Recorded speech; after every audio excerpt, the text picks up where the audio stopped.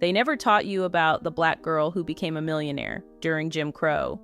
Her name was Sarah Rector, and by age 12, she was making more money in a day than most white men made in a year.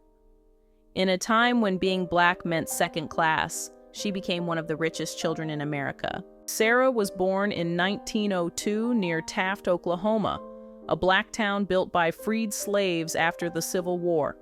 Her parents, Rose and Joe Rector, were descendants of Africans enslaved by the Muskogee Creek Nation. When the U.S. forced native tribes to divide land under the Dawes Allotment Act, black families got rocky, unwanted plots. Sarah's 160 acres were dry and useless.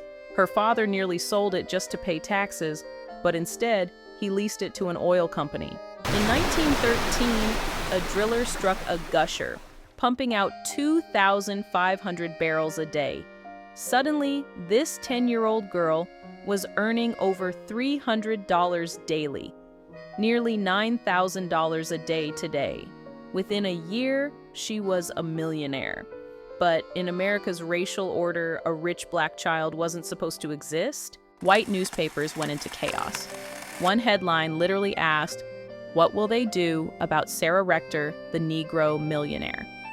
The state of Oklahoma declared she needed a white guardian, claiming a black girl couldn't manage money. They handed her wealth to a white man she didn't even know, while her family still lived in poverty.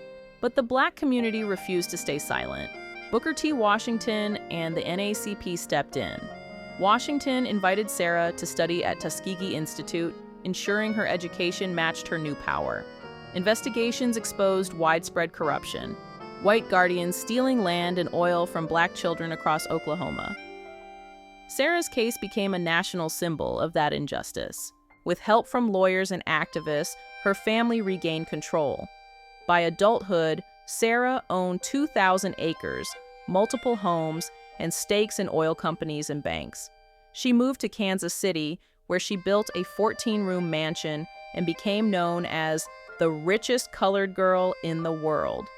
In the 1920s, when segregation ruled every street, Sarah Rector lived free.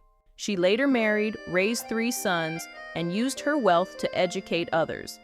By the time she died in 1967, history had nearly erased her name. But her story remains a quiet rebellion, proof that even in a world built to keep her down, the ground beneath her rose up. They gave her nothing.